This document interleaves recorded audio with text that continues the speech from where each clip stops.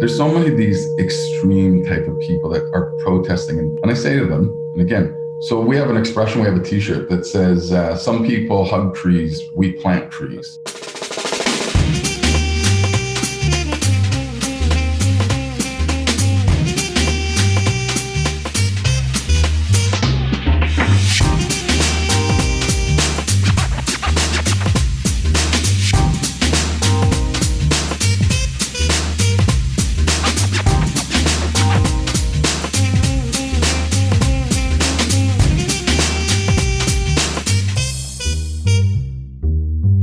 Hello, everyone. Welcome to episode number 6 of the Rose Bros podcast. I'm your host, Trevor Rose. Centered around a cup of Rose Bros coffee, my goal is to share the stories and life lessons of other entrepreneurs, athletes, and interesting people in general.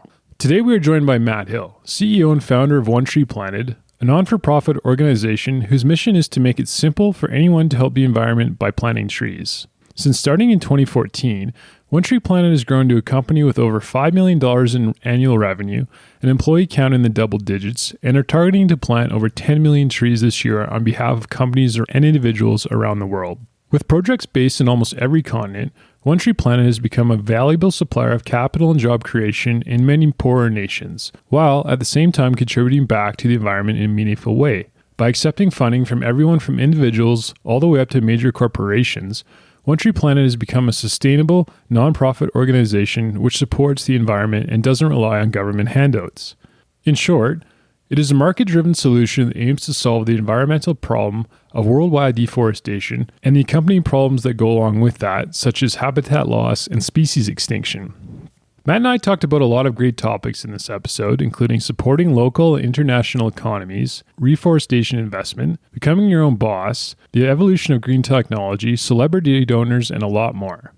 If you're ever wondering how you can create a sustainable business that supports the environment, Matt and One Tree Planted are a great example of how to do it. I hope you enjoyed the show. Matt, thanks for sitting down. I really appreciate you taking the time out of your day. Yeah, my pleasure. Looking forward to talking with you. I know you're a busy guy, so I'll keep things brief. To get into the beginning, how did you get into One Tree Planted and where did the idea come from? I'm Canadian, live in Montreal, and I sold my business before that was in the nutritional supplement business. I started a sustainable food packaging company, which represented the manufacturer. So PLA, compostable beer cups, coffee cups, fiber-based food trays, etc. So I represented the manufacturers and eco products. And then at that point in time, the Winter Olympics in Vancouver was going on.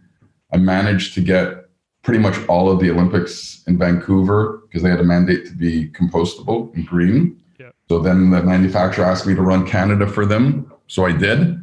And every time I was meeting companies like Loblaws or Tim Hortons or big coffee chains trying to get them to go to sustainable food packaging, they loved the idea, but companies I found were very price sensitive. So if you went beyond 20% from the original price point, they weren't willing to go.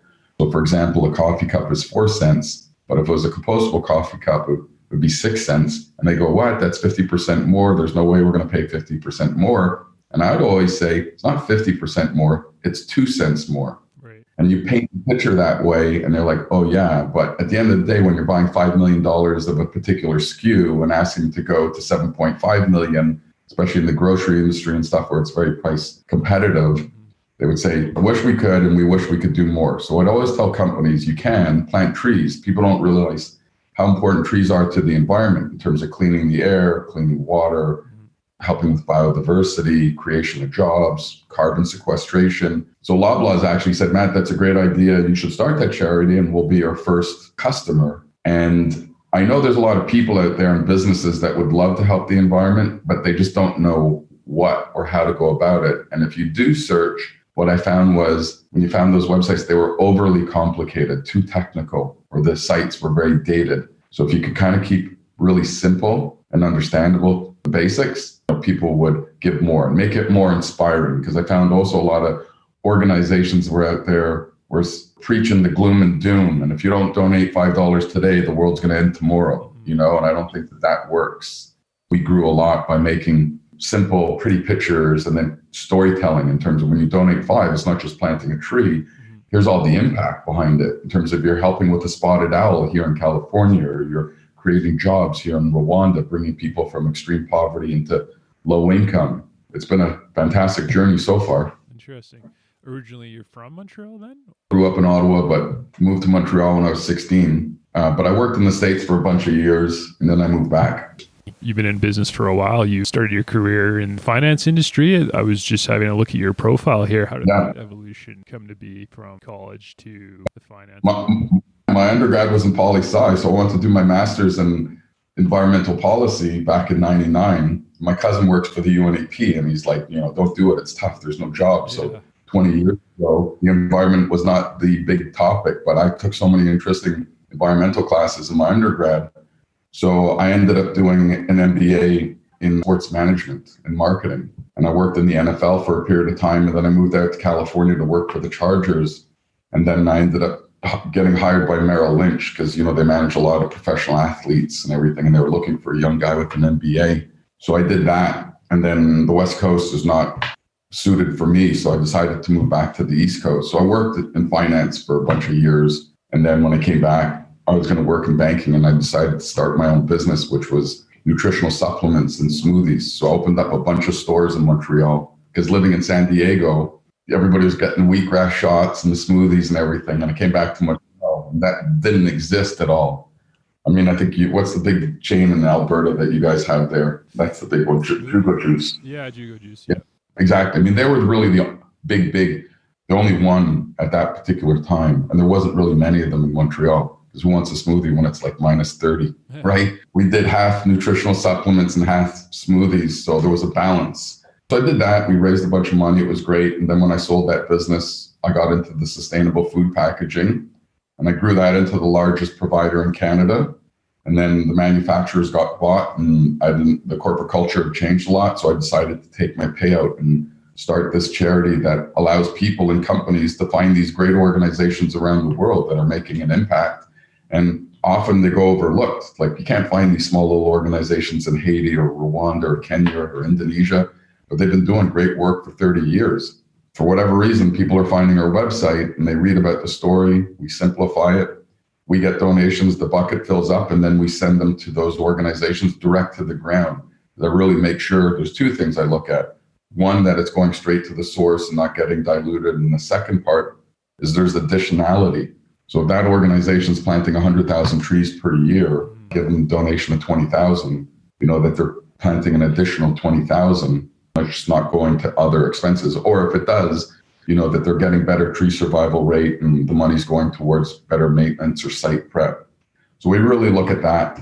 For example, with what's going on in Australia, which is really unfortunate, but that fire is gigantic. Like when you hear about the Amazon California, I mean, this is a multiple of 6 times how big that forest fire is. And we've had so many big companies donate to us, and I don't know why they're not giving to those organizations straight there. And then we're just redirecting money to the 2 or 3 key restoration organizations over there in Australia. But now we have such a big amount of money, really helpful for them to scale their operations. Have you always wanted to be an entrepreneur? Was that your plan? You've had a couple payouts now, it sounds like. Well, you live and learn, right? Like when I started the juice bar thing, I made a few dollars, and then I invested that into another business, lost money there. But you learn from those endeavors. And then I started the sustainable food packaging, which I love that job. I mean, it was really at the start of when the environment was really kind of becoming much more of a topic, landfills, plastic in the oceans, et cetera. But trees, they just hit so many points that, connect the people. So some it's carbon, some it might be with animals. A billion animals have been lost in the Australia forest fires. I mean, it's tragic what's going on over there. So if we can help in so many ways, just creation of jobs. But to answer your question in terms of that, I know I was going to be entrepreneurial. And I think like most kids, when they graduate out of university, you're looking at the employment ads and you're just seeing what's out there and you're applying to everything, right? Yeah. And then you kind of figure go. So I have a few friends that kind of picked out their destiny, whether they were a doctor, lawyer, or accountant. Most when you graduate in geography or history, you're just looking for a job, right? Either get a job or sometimes you just make your own path, start your own business and make things easy almost. 100%. You identify a void because you're like, oh, why does that not exist? And then some people will actually take the action and do that, And I think I was reading something in the Real Leaders last episode, and Bloomberg was saying the best thing that ever happened to him was he got fired. And then he started business and became a billionaire. And often, those are the things that happen. When I came back, I've gone back into banking, but then I was so used to getting smoothies and wheatgrass shots in San Diego. Yeah. I was like, hey, there's no juice bars here, and I'm going to start one. And then you figured it out. I read just a bunch of books about how you start that. And then actually, when you do start your own business and work for yourself, it's very hard to go back and work for somebody after that. Absolutely. So financially, One Tree Planet is a non-for-profit. You've had a couple successes already in your life. It's hard to flip a non-for-profit, I guess. Obviously, you're not in it for the money per se, but you're an entrepreneur. So how do you balance those two considerations, financial and non-for-profit?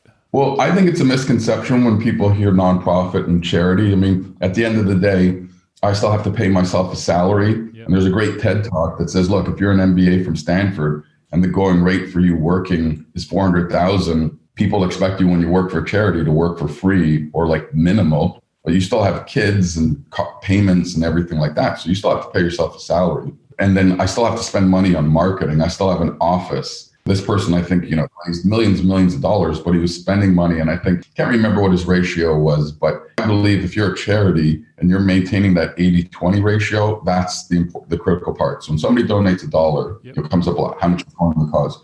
So I say we keep 20 cents to cover our office, keep the lights on here, fly to those spots to make sure that your trees are indeed getting planted and getting you the reporting and having good customer service. Because when you call 6 months later, 3 months later, want to know what happens to your donation, somebody's there to give you all the details. So there's costs.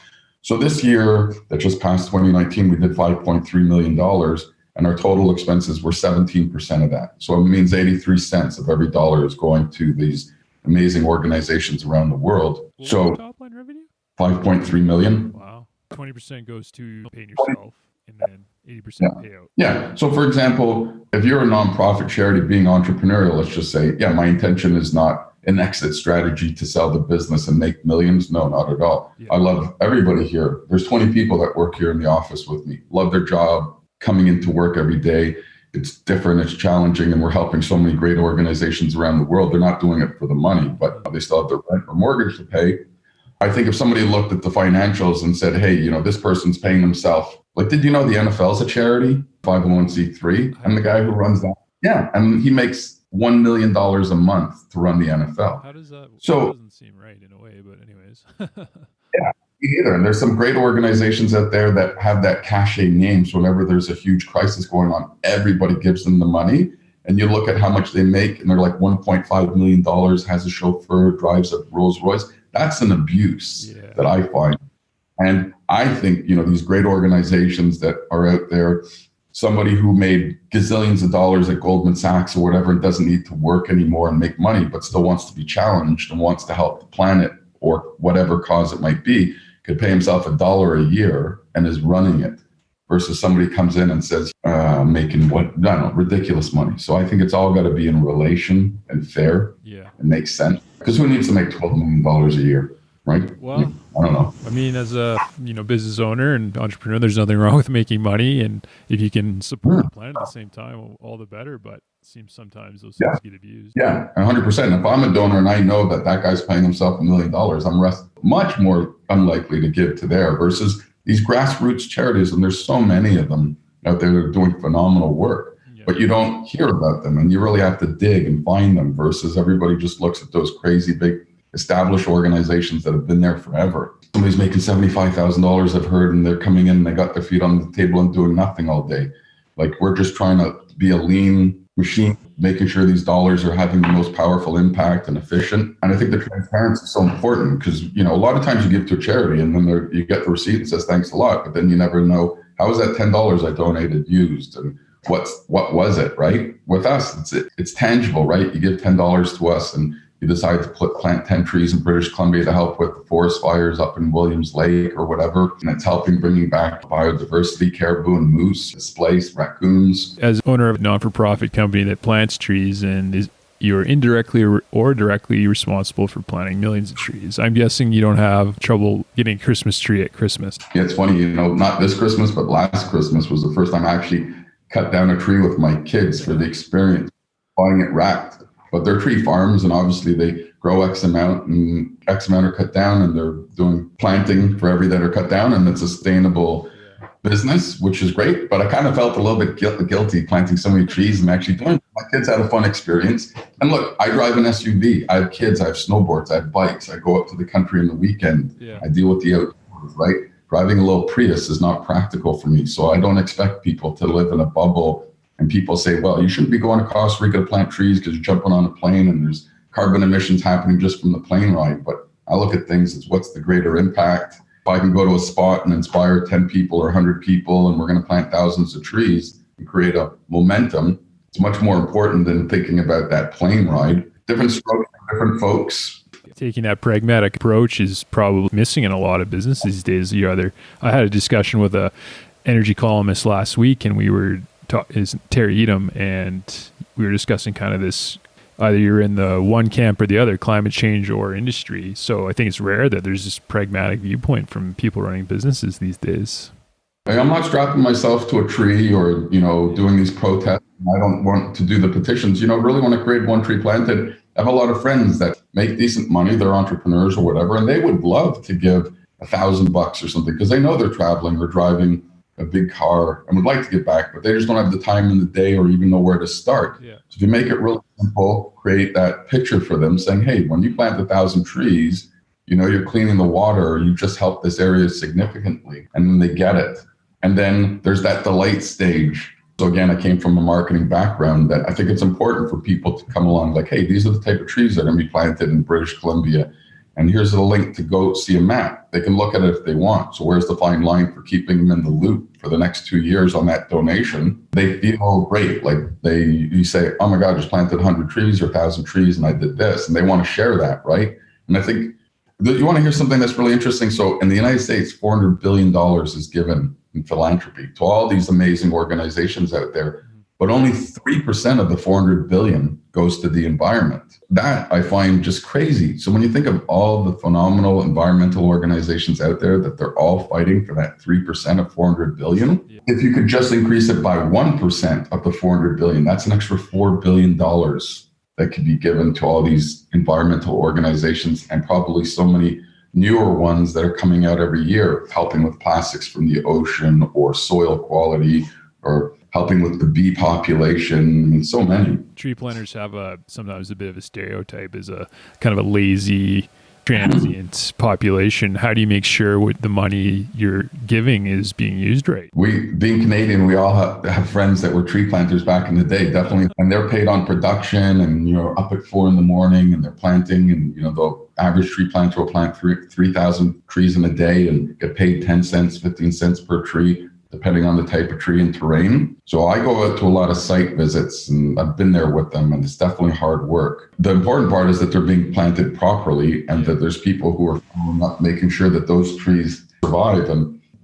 follow up. And the conditions and climate's changing. So people ask me all the time, are you planting native tree species, et cetera? And I said, look, I know a lot about trees, but I'm far from the tree expert. I rely on that expert in California that has got his PhD in forestry from whatever, Stanford, I'm just making it up here, that knows that local area in terms of the tree species, the best time to plant, what's needed. And they're trying new things because what's been going on for 40 years is not working, because every 10 years there's a major flare up in terms of fires. Drought is happening, less rain, more rain, soil erosion, landslides. So what can we do that's going to be better? So they're trying new things, and they ask us for $50,000 or $100,000, and we're sending the money quickly. So we're nimble. That's been a great part for our growth. We follow up with them with milestones that we expect to understand the success of that project, and then share it back with the donors who are allocated to that. So I have seen in the last 5 years stuff that's changing, and they're trying new techniques. Because those are some pretty big checks. So I would imagine when you write those checks and give the money out, you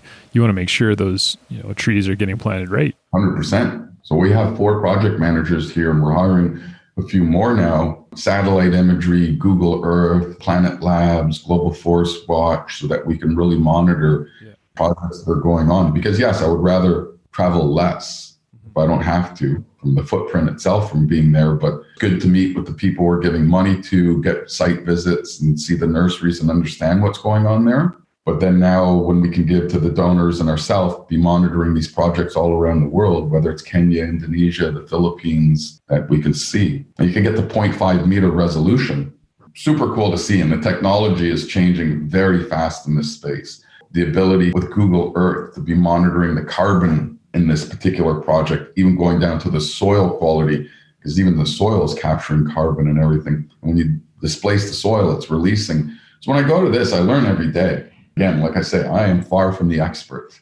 I just love to talk to people like you. And when people want to hear more and hear how there's an impact and our team's enthusiastic on what we do, I feel that the donors appreciate or feel our passion or enthusiasm, and you don't want to give or donate. You can use technology to watch people, like the carbon imprint as it happens. I think the technology is advancing so fast that we're going to be getting there really soon. So right now we could get to 0.5 meter resolution. Wow. You can get down to the level and see the people out who are planting during this 2-week period. Because we'll go to a project and there'll be like a crew, call it 15, 30 people, and they'll plant 50,000, 100,000 trees in a few days, and then they move on to the next project. So with the satellite imagery, to be able to hone in on that particular spot for the period of days, and then look at a 3 or 5 year historical time lapse to see here's the before and after, so that you want to see the success 2-3 years after we planted. And that the satellite technology could even look at the tree survival rate. That's incredible. But again, yeah, it is incredible. But it's really at the infancy stage. And we're even doing donations now with some drone seed technology companies out there. And they're testing it. Hard to get to sites. Again, I've seen people who are leaders in their space have completely different views on restoration methods. So some are pro drone technology, some are anti. So they drop pucks or they shoot bullets into the ground and the seeds are in there. They just say you're feeding the raccoons and the squirrels because when you drop that seed puck, let's just say, or whatever, are they eating it? They're putting like peppers and stuff on there. So it's a deterrent. But they're doing it right after a forest fire, where traditionally after a forest fire, they'll let Mother Nature take its course. They'll go kind of look at a site afterwards and see, is it coming back on its own or does it need a little bit of a kickstart? But then afterwards, all these weeds and brush starts going. So then they have to do site prep, like clear all the dead trees out of the way, this and that. But one of the drone technology companies is saying it's best to go like immediately as close as you can afterwards, drop this, and it's just naturally going to help regenerate, give it the kickstart. Also getting your crew there, deploying it, getting the trees there. There's a lot of cost and logistics. The drones now with the batteries and the size have changed a lot in 2 years. So we're testing it now and we want to monitor for the next 3 years. So if you donated $100 and I'm telling you, hey, this is drone, they only have a 10% tree survival rate, but we're only counting the trees that survived at year 1, year 2, year 3, and we're going to let you know how the success is. Yeah. I think some people would be willing to donate to kind of prove the technology or at least see for themselves. And if it's a failure, at least we told you straight up. This is unproven, but we'd like to see. And to your question, just telling you, like, there's so much cool stuff that's going on right now. That's very cool. Drones being maybe the forefront. How about what else is going on technologically? Anything? Satellite imagery, I'd say the drones are the two things that we're looking at a lot right now, testing the waters. For satellite imagery, not only just to look at the site, but to capture carbon, because probably hear that the most. A lot of our donations come in from businesses. Yeah. And people like yourself, it's amazing because these SMEs, small to mid-sized enterprises, you can make a decision and say, yeah, for every bag of coffee, we're helping plant a tree in where we're sourcing our materials from. We want to give back, right? At the end of the year, like I had a small t-shirt company out of Switzerland, Niken. I started with them when they just started. It was like $60 a month. Then it was moving to 80, then 100, then 1,000. Now they're giving about $20,000 a month to help projects all around the world because their company's grown so much. Yeah. They just are nimble and make the decision, said, love it, here, put 20,000 here. For a lot of these bigger companies, they're a lot more bureaucratic, so many employees. It's harder to get the money out of there, but they have so much money. So we've grown a lot with the SMEs and then individuals who give. And the great part with individuals is, hey, $1, but collectively it adds up. So when the Amazon forest fires happened in August, we had 5,700 donations in one day. It was our most ever. It actually broke our email server because we had a limit. Yeah. And not one donation was over $500. So all these people were giving $10, $5, $4. And we had this pool of money to help all these organizations in the Amazon that, yeah, it's basically, that's what it is. It's a crowdfunding. Yeah. Rainforest Alliance, Conservation International. I mean, there's Nature Conservancy. There's amazing organizations, and they're behemoths. We're just that small guy. They're doing a lot more than just the tree planting, technical assistance, and so much.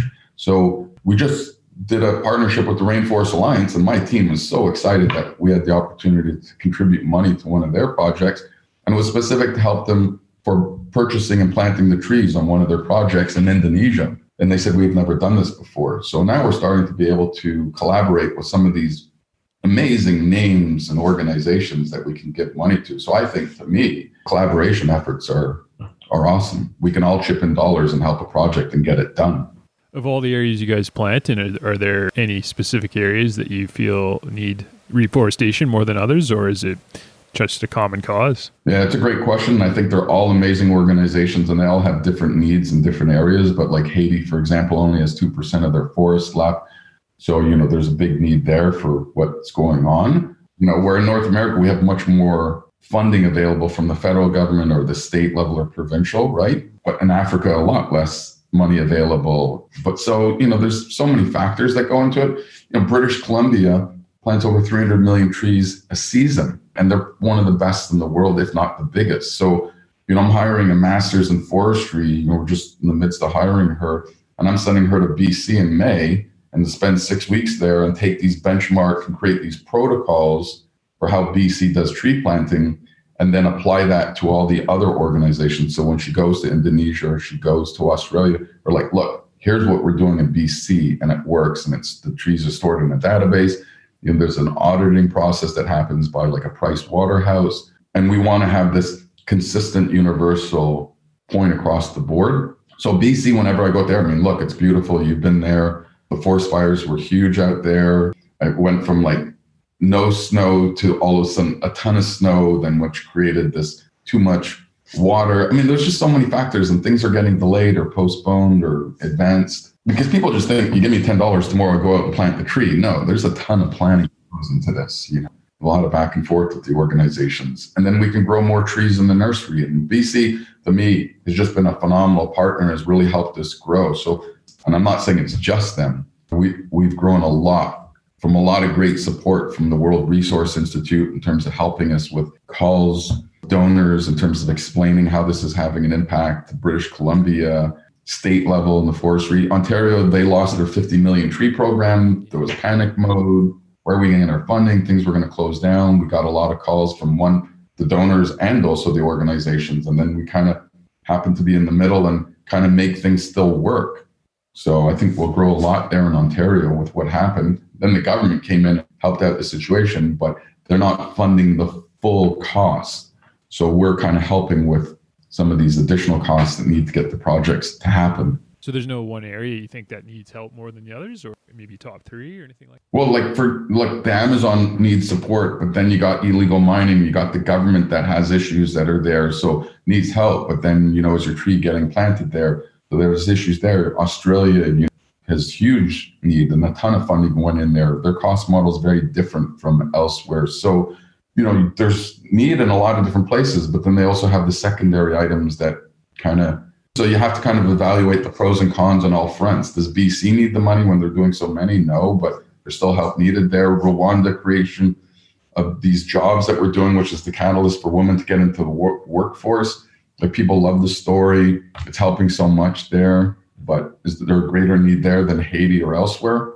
Teach their own, right? Model is that people, when they donate, they pick the area, but if they don't designate an area, how do you rank projects? Do you have that, or do you just kind of go out? Yeah, so we just got from the governor in Papua New Guinea and the Cities for Forest a request for 50,000 trees to take a lot of kids that are with no jobs and poverty, crime, and they want to plant the trees. This will help reduce a bit of crime and poverty in Papua New Guinea, 50,000. So when people donate and just say, look, put it to where it's needed most. This is a great story here in Papua New Guinea. It's Bob Marley's 75th anniversary, and Jamaica has an initiative to plant 3 million trees to help with a lot of different reasons, but one of them is restoring the bee population in Jamaica. And the secondary part to me, which I think is interesting, is there's a lot of kids between 18 and 24 that don't have jobs. So what happens when you can't find work? It resorts to crime or whatever it might be. So we're creating they're creating 1,000 foresters that they want to train. And then when you create now a job for these kids and you're teaching them how to be a forester and they're going to plant 3 million trees, there's this complete ripple effect that's helping the country in a lot of different ways. So we're giving them $200,000 in Jamaica for this initiative. And if it works well in year 1, year 2, we can continue to scale, and we're calling it One Love, One Tree. People will say, hey, the cachet name of Jamaica, Bob Marley, I think it'll be a really cool project, but it's not just planting a tree. It's creation of jobs for kids. It's helping with the bee population, which helps with the cross-pollination and the whole ecological benefits throughout these ecosystems. Pretty cool. As a business owner, and I think it's really cool to have a market-based solution rather than always relying on government handouts. Do you view it that way? There's factors across the board. So some of these projects never start, and they just need the kickstart. Like the government's willing to put in some money, but not fund it all. So then when this organization says, hey, it's got 50,000 now, so then the government says, great, we'll kick in the 50. And I actually prefer these projects we fund that we're not the sole funder, because then there's a vested interest for that nonprofit that's there. Oh, we just got 100,000, we're going to plant the trees and like whatever. But if it's their own money in the game, skin in the game, and then the government's also kicking in, everybody's involved. So who inspires you? Do you have any kind of inspiration, business owners in general? Or? I'd say Charity Water was a big inspiration. They do phenomenal work in terms of how they position their charity. I love the fact that they say to people 100% of your donation goes to the cause. Love that. But they happen to have a very rich individual that funds all their operating expenses. And I read his book. But when I started it, I mirrored a lot off of Charity Water. Conservation International does phenomenal work, great organization. So, I looked at those two a lot in terms of how they did things. In terms of business leaders, Bloomberg, Richard Branson, at least they say it how it is. I get the magazine, it's not beside me right now, but the real leaders. And there's so many great people out there doing great stuff. Dan Heath, he writes a lot of books, but I've read them all, but it's the psychological aspect in terms of how they state things or position things to get people to do. Like, why do people not do this? His books are really good. And I take that and apply it into our website. And I hear it all the time. Like, I love your website. It's so easy to understand it. And it's not like we're the only organization out there that plants trees. There's a ton of great organizations out there, planting trees. And we all have our own little niche in the way we position ourselves. But I just focus on doing what I know I want to do, and our team gets together and we do it our way, versus some people in business are always worried about what competitors are doing and this and that. I don't look at that. I do it. I'll do what we want to do. Have you ever read Let My People Go Surfing, Jan Shavar? No. Patagonia guy. He's a cool story, balancing business with the environment. No, send me the link to that and I will take a look at that book. I have a few books now in my pipeline that I try and read. I try and read a book every week if I can. But for example, on that note, another one too is 1% for the Planet. And we actually interviewed the CEO of 1% for the Planet. So, look, they kind of really pioneered this whole thing of businesses should be doing more, and 1% is easy for companies to allocate. That's going to go help to the environment. And they give millions and millions of dollars to all these great environmental organizations. So we created this video with her. They're just 2 minutes, but we're interviewing, just like you're doing now with me, these video series on all these great companies or people that are doing great things. We call it the Game Changers. You heard the video is awesome. It's still in draft mode. As a business owner / entrepreneur, how do you manage your time? Are you working crazy hours? Are you 40-hour, 80-hour week guy? Or 80-hour week type of thing. Yeah, ridiculous. Like up at 6, checking emails. I got kids. I got to bring them to school. I got to deal with all that stuff. And then the team's growing a lot. Last year, like a year ago, 2019 January, there was 5 of us working here. We're over 20 right now. As that entrepreneurial guy, I feel that I'm spending more time managing the people now and making sure things are moving forward versus talking to the donors and the projects as much as I used to in the beginning stages. So you kind of lose a bit of that understanding everything that's going on. So that's a part that's been tough for me to kind of let go, because I like to be involved in everything. And I'm far from a micromanager. One book I just read, phenomenal, one of the best. Well, one, you got to tell your viewers, listeners, Drawdown, Paul Hawken, amazing book about the environment. So that's one of my top. But I just finished reading a book called Scrum and by Sutherland. And he really says it's applying to, it's called Scrum. It's based on the analogy of rugby that, you can have an amazing wing forward, but if he's too strong your scrum collapses. So you have to be working in cohesion together to be moving forward. And as the boss, you need to clear that path for all your employees, making sure they have the right materials, resources, and stuff to do what they need to do. But he takes so many great analogies in terms of applying it to business. And a lot of big companies think, throw more people on the team so we can get this project completed. Yeah. But you become inefficient when there's too many people on that particular project. So I think he says in the book, I think it's 7 people is the max that you need to have on a team. But the ultimate one is 4. And he uses analogy with Navy SEALs, and everybody's cross-trained and knows each other's specific role in case one man's down, somebody can fill in. But in business, I had 2 of my project managers out, and we really came to a hard stop because for a week, one was sick and one was on vacation. So you need to have redundancies. But again, it's little things like that when you read books. I told you in the beginning, when I started the juice bar business, I knew nothing about retail, never worked in retail. So I read the book about Tim Hortons and Starbucks and everything and how they worked it. And I was like, okay, this is good. Yeah. And you kind of read what you think seems to be the best, the takeaways. Do you get weekends to yourself now? Do you get to get outside on the weekends skiing? Oh, yeah, 100%. I love the outdoors, and that's what's great. And a lot of the businesses that, care about the environment are really these outdoorsy tent companies, hammock companies, outdoor gear, because they're in nature and they understand it and want to give back. Not saying that there's not other companies that don't, but yeah, on the weekends I take my kids, we go snowboarding, we're biking. I bring my kids to Colorado, they go tree planting with me. So where do you see one tree planted going? Just growing and growing, see where it goes? Or I'm sure there's no real plan. People ask me what the goal, this and that. And as a business owner, people always have these goals and numbers. And to me, it's always been like, it's not about a number to me. Yep. What my ultimate goal when I started this is if you ask somebody out there in Canada, or United States or anywhere, ask them a tree planting organization, like what's a tree planting organization? You can't really think of one at the moment. Maybe there's a few that you could think of like Arbor Day or something else. But my goal has always been be the recognized brand to tree planting. I don't care whether I do 2 million trees or I do 20 million trees per year. Yeah. One, I'm less inclined to be doing 50 million trees and be stressed and the corporate culture is lost. To me, that is my number one thing. No Debbie Downers. The team all works closely together. You enjoy your job. You're not stressed. But again, my goal has been being that brand recognized for reforestation. And I'm starting to hear it more and more. Like people are in the UK, or somebody was just telling me they were in India and they were in a little tiny bar and were saying that they were talking about tree planting. And the guy in the bar said to him, yeah, I work with One Tree Planted. They're amazing. That's what I love to hear. Do you worry about keeping your culture the way it is now? Because it's kind of obviously as a successful entrepreneur now, you succeeded. And so do you worry about keeping that recipe for success? Yeah, big time.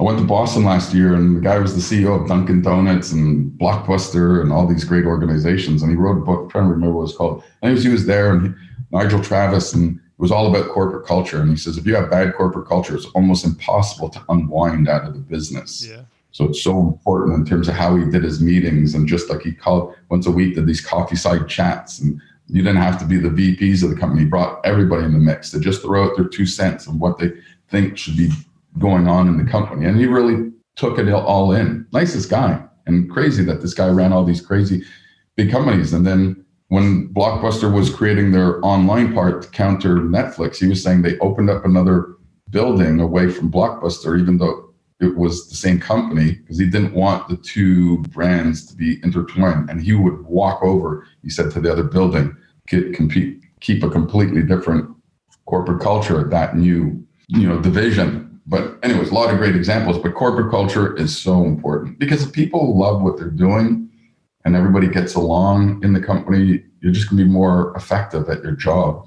With tree planting, any myths or any misconceptions that you kind of like to disprove or point out in the industry? Probably 2 that come top of mind. People always ask me about tree survival. There's no such thing as 100%. You go in and you plant 10,000 trees, based on Mother Nature, and deer come and eat it. Leaf army ants come out and stuff like that. So conscious about and expectations. And I just say that people have to understand now that we're trying things that might be a little bit different because the environment's changing so fast. So for example, in Colombia, there was a project they presented to me and it was degraded soil. And they were putting a new type of tree species that typically wasn't there. So a lot of people are like, oh, you can't do that. But no, the typical type of trees wouldn't grow in that soil because it was so degraded. And this tree grew really fast, dropped a lot of their leaves into the ground, which was helping restore soil quality And then it had a particular sap in there that the bees were attracted to, was helping with cross-pollination. They were testing it in a really like beta testing, and it had great results. My big thing that I would like to share is that I'm up for people trying new things that will just be holistically overall better versus people kind of really staying in these traditional standpoints. Do you know what I mean on that one? Like in California, where massive forest fires, and this particular junction every 10 years where these fires break out, Douglas firs or ponderosa pines, and they want to do a lot more oaks, and oak trees are much more resilient to drought and forest fires. So they wanted to put a whole bunch of new, like the oak trees there because of the conditions now. So I said, sure. And we funded that project. Those people are there going to be monitoring and looking at the success of it. What's your view on the conventional forest fire management strategy? You see a fire, you put it out. That's been the conventional strategy, whereas some people argue forest fires are a natural part of the ecosystem and maybe you should just let them burn. Yeah, so that, and then sometimes that when you let them burn, there's not, I can't remember my project managers on here, but in California, they're doing more fuel reduction, and they were taking trees out, and they're spacing trees out differently now so that the fires don't keep moving forward. So they're trying new things. But yes, like traditionally, there's been a lot more let them burn, and it's better for the ecosystem and it's natural. But because of other factors too, and conditions are more dry and not raining as much, more like Colorado, there's this pine beetle epidemic, and it's just devastating. Even in BC, it's there, right? So what happened is these beetles were laying their eggs in the trees, and when winter comes, they would die off. But now, because the winters have just been a lot more warmer, not as cold, they're not dying off. So they're replicating so fast, they're just devastating tons and tons of trees. So that we're planting aspens over there to stop them, because these beetles love the pines, but aspens have been more of a wall deterrent. So we get these requests, and we're like, wow. Like you said, with the fires, and when my team went out to California and went to these conferences, they were talking more about fuel reduction that will lessen the load. So instead of putting more trees in, and it's just causing these compounding effects, they're looking at new things to do. Major lessons. What, if you had anything looking back, what would be some of the lessons you've learned over your business entrepreneurial career? And as an entrepreneur, like there's so many lessons that you learn every day, top of mind. I just say, I tell all my employees to just, like, if something's on your mind, tell me, don't hold it in. And we do our weekly meetings to all discuss what's going on, so we're all knowing. There's so many. I can't think of anything top of mind. I mean, I've done different businesses, and every day is a learning curve, right? And you learn from your mistakes. And I say, look, mistakes will happen. And when we do something and we're trying something new, I said, what worked well, what didn't? And we do it next time, how would we do it better? So that's often a lot of the way I look at things. Enjoy your day when you come in. Everybody, it's just fun. Look, I mean, we're helping in Oregon, all over the world, and we're speaking to all these amazing organizations, and we give them a check for $6,000, and they're almost in tears because it's helping them so much. There's this guy, Chad, in Missouri, who's CNN Hero of the Year, and he's taking like 10 million pounds of trash out of all these rivers, and they happen to have a nursery and work with schools and grow a lot of oak trees. We give them money, and the guy's so appreciative and so helpful. I mean, the guy would jump in his truck and drive 10 hours to come see us and help out. Like, it's just a great network of people out there. So actually, speaking from experience, putting our little small contribution towards one tree planted financially, it feels pretty good. I would imagine that's probably one of the motivations for you, is just the fact that back to the environment feels good. 100%. But talking to people like businesses that are doing stuff, and like I said, it all adds up. Do you meet a lot of forward-thinking people in the job looking for market-based solutions towards the environment? I would imagine you come across a lot of cool people. Yeah, come across a lot of cool people, a lot of people passionate that would love to work here. And I wish I could hire everybody. But, as a business owner, you have to look at cash flow and growing this conservatively the best I can. Because sometimes when you have this hyper growth, you kind of overhire, and you have to try and find the right balance. So I'm just trying to be conservative. But yeah, I meet so many great people. But I don't think I really hired anybody that had the specific skill set to what I needed at the time. They're just really passionate and love what we're doing, wanted to get involved, and you learn it as you're in the job, right? And then they become phenomenal at what they do. So, I mean, I can tell you some employees here that, really just turned out to be fantastic and just love what they're doing, because it'll make a big difference too when you're working in a company and what you're doing is having such an impact that you're going to really spend that time to learn the systems and things that is just going to help you because it's enjoyable. It's fun. Yeah. Were there any struggles getting the company going? Because I would imagine you probably had to put a bit of cash up yourself to launch things. For sure. Like, like in any, right? They say the average business break even at 18 months. So people don't realize how long it takes to hit the break even. Yeah. So when I started out of my sustainable food packaging company, I kind of said, okay, I'm going to put this amount of money into it. And it's like the first year was 20,000 trees that we planted. And it was just figuring it out. And I'm calling people saying, I'm going to give you $1 million and I've created this charity that's going to be doing this and that. And they're like, almost call it laughing, but they were cool. Like BC, it's like, yeah, sure, come out, I'll meet with you. And they said, who is this crackpot that's coming out to me in BC and says he's going to give me money? Went for beers, went for lunch, brought me to some site visits, explained everything I learned. And people have been just so helpful. United States Forest Service we're partners with now. There's only 4 official partners with the United States Forest Service. We just became in 2019. But the struggles in the beginning were, 2 years of losses, hiring people. I mean, it was me, myself, and I for the first year and a half, let's just say, working out of my house. Then I got a WeWork facility and hired my first person. So I went 20,000 trees in my first year, then 50,000, then 100,000, then 340,000, then 1.8 million, and then 5.3 million. So that's our growth curve. And then this year, I think we're already over 10 million trees for this year to start. One company that I came across after we started the tree planting initiative at Rose Bros was 10 Tree, and they were originally from Saskatchewan. Have you come across them much? Yeah, I speak to them. I've met them a bunch of times. I've been to their office because we've planted trees for them in British Columbia and also California for them. So when you buy a piece of clothing, they plant 10 trees. We've done some tree planting for them, but they've grown quite a bit. I mean, we kind of started around the same time. So I've spoke to Kid many times, who's one of the founders. It's 2 brothers. Yeah. And they were former tree planters. So they understand the whole process. So a lot of people actually mistake us for them. And I'm like, no, 10 Tree is a clothing company that plants trees. Yeah. We're a charity that plants trees. And actually, when I was at a Starbucks getting coffee and I had my jacket on that says 1 Tree Planted, and she's like, oh, I know you guys. I saw you on Shark Tank or something. Yeah. I'm like, no, that's 10 Tree. Well, what do you guys do? I said, well, we plant trees, this and that. She's like, oh, I run all the employee engagement for Starbucks for Quebec, and we'd love to go out and plant trees. So then we had like 50, 60 Starbucks employees go out and plant trees. And that's been one part of our growth and success is these tree planting events that we do, because it really getting your hands in the dirt and it really inspires people. To me, I did this by not saying, hey, donate or give us money. It's just like, look, here's all these great stories. You can help and then come out and plant trees. And then people say, I wish I could do more. And we have all these fantastic, we call them tree ambassadors that are just spreading the word and talking to other people.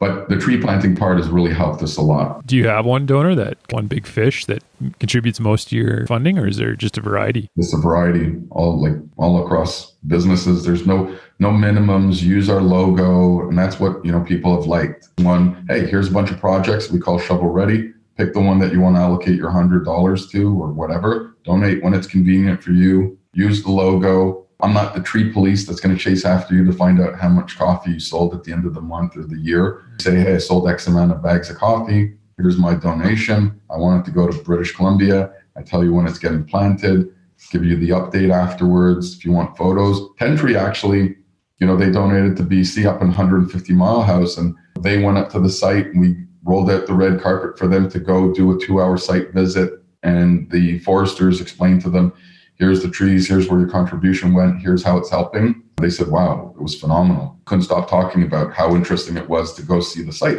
So we get money from Tom's Shoes, Warner Music, all these companies, and we were going to South America. They donated their money for that. And I'm like, come on to the trip with us. We always say to the donors, you want to come see the site with us? Here's when we're going, come along with us. So I think people appreciate that. I heard the Tom Shoes story on NPR. I think his name is Blake, the original. For Tom Shoes? Yeah, phenomenal story. They kind of pioneered the whole kind of one-for-one social impact space. So when we got the donation from them, again, so exciting. I mean, the people that are reaching out to us, it's so exciting to hear like, oh my God, I can't believe that organization or that famous person is calling us. But people want to help, and then they find the website. Any big names? Yeah, I mean, there's 1 or 2 that's kind of like they've donated, but it's kind of staying anonymous for now until they do their big, but some pretty cool names, which I think will come out in the next little while. But for example, Bella Hadid Like, she's the highest paid, I think, female model in the world. Yeah. And she said she travels a lot for her job. She's donated. The guy who plays the Mandalorian, Pedro Perez, I think is his name, who was in Game of Thrones and stuff, he did a tweet and said he donated.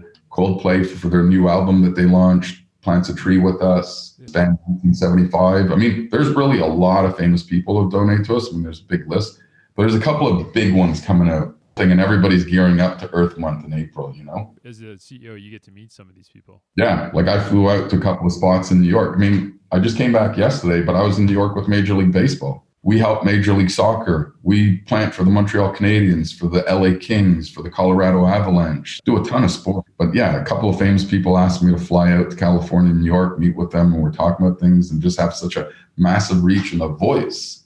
And it's not whether they give me a check for $1 or $1 million. To me, like I always say, look, it's fantastic. I'd love it. But they have a voice and they can get people to make these changes, right? And I think that is the more important part. Saying, look, we all need to do our part for the environment. And again, I say it's far from just saying, okay, here's $5, plant 5 trees and feel better about yourself. It's small little actions you can take that make a difference. So just be a vegetarian for 1 day per week, because collectively that adds up. Don't drive to work every day. Walk or take public transportation, because people just are lazy, let's just say. Yeah. And you're just like, well, it's more convenient to drive. But, you know, if a few less cars are off the road and you're eating less meat, or you're buying local, but you just need to paint that picture super well for them, and then they get it. And it needs to be manageable. So don't do the extreme, because if it's extreme, they'll never do it, right? So I'm not driving a Prius. It's just not practical for me in any way to drive an electric car. I wish there was an SUV that was electric, and I think I went to the car show, and next year is the big year for electric cars. Is it better? And there's a lot of pros and cons on both sides that I hear. But at the end of the day, I just say it's everything in moderation. A lot of people on the Green Initiative end up sounding like hypocrites. They'll call things out and people out, but they don't realize that there's a pragmatic way of life. And well, I kind of also say it how it is, and we'll push back when I think somebody's being a bit of a jerk, let's just say. But there's so many of these extreme type of people that are protesting and bitching. And I say to them, and again, so we have an expression, we have a t-shirt that says, some people hug trees, we plant trees. Absolutely. Yeah. And it's like, great to go out and protest, but what have you done? Have you actually gone out and planted 10 trees out wherever, or done something, versus bitching all day and people bitching about? There's pros and cons to both. 100%. Like, make things happen. Just don't complain about it. Yeah, make something happen. Try it. It might not be the best thing at the time, but at least you're trying, versus people who nitpick every single thing you're doing. And it might not be the best solution now. Well, it is at the moment. Let's just say, like, I was selling the sustainable food packaging. It was PLA, which is a derivative from corn. People say you're taking away from the food supply chain. You could be feeding millions of people instead of making the cups. Right. But it was better than something that was made from petroleum. And that amount of corn that they're taking from the food supply was like 1/100% that was coming from the overall corn supply chain, right? And it breaks down into the environment. So at least you're lessening a bit of the landfills and not putting stuff in there. Renewable resource. But again, they're up in arms and this and that. Some people, this is what I say. People's brains are hardwired differently. And no matter how much you try and justify or reason with them, they have their way.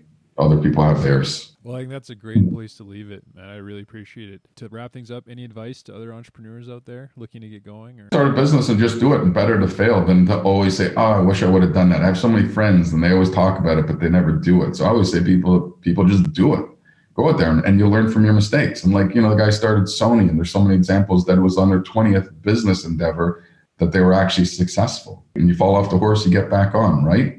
And then you know what not to do in the future. And then all these benefit corporations that people are creating now, having social cause or give back. I mean, I think incorporating that into any business model, which you can, there's just a million cool things to do. But some people don't want to take the risk, right? They like that steady paycheck. But in today's time, no job security these days, So I just say, like, I'd rather work for myself and make 40,000 than working for some company 50 hours a week for 100. You got some boss back every day, because you make your destiny. You can choose what you want to do and how you want to do it.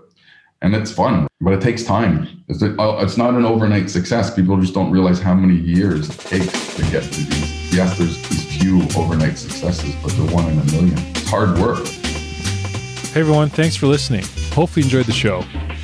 If you liked what you heard, head over to rosebros.ca where we will have upcoming episodes. You can also find our coffee and chocolate there, where we plant one tree for every bag or bar sold through our partnership with One Tree Planted, a non-for-profit organization focused on global reforestation. Otherwise, until next time, happy coffee drinking.